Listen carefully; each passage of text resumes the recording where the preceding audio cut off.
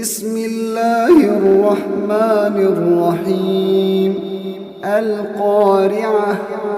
ما القارعة وما أدراك ما القارعة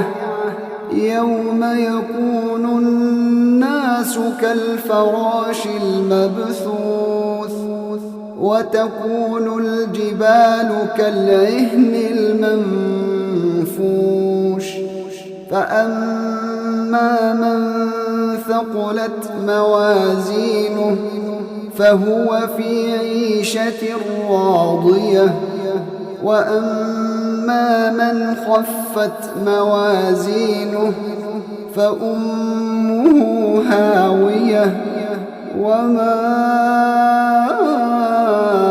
أدراك ما هي نار حامية